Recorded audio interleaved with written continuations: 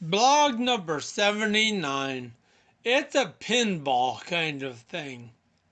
There is a phenomenon that continues to happen in my life, and I'm pretty sure that the blame, all the shout outs, and a pretty significant amount of the credit should go to Ataxia.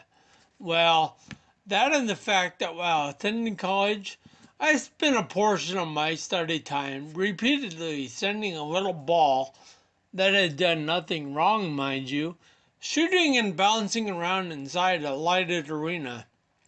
An electronic game board that was full of numerous and varied chances for the ball to become shot around, violently and seemingly without end.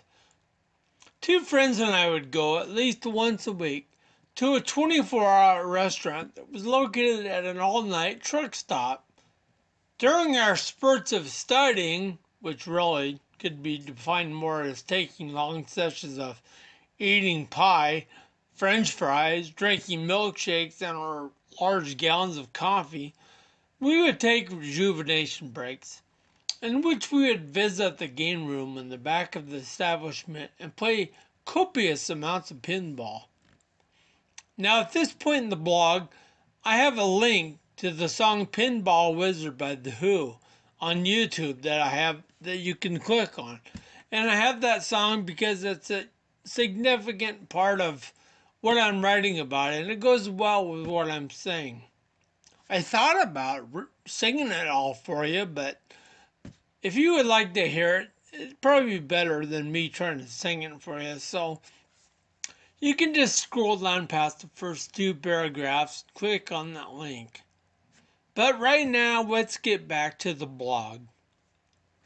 Never once, while vigorously and rather enthusiastically battling the ball back and forth and batting it back into active service with that button-activated flippers, did I ever stop to ponder, reflect, or even consider the possibility that there was a day coming shortly when the spirit of those little steel balls everywhere would exact the revenge on my life. I didn't think this way 32 years ago, but I do now.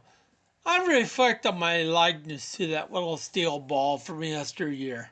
Every time I ram my shoulder into something and I am set springing into another object, I either bounce back and forth between these two items, or I am sent spinning into a third obstacle.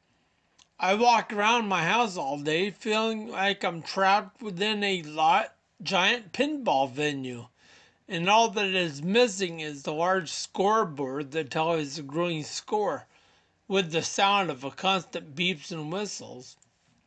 No, a taxi is not easy, nor is it a good time, but I've always tried to find the positive side and to dwell on these things in my dealings with my neurological sidekick. Being like a ball in a pinball game is not always easy or fun either, but it does require me to be in constant movement, and it keeps me on my feet, even though it becomes increasingly challenging to navigate around sometimes.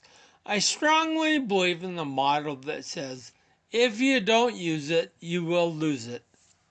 The ball is also producing some pretty positive results as it flies around and racks up points.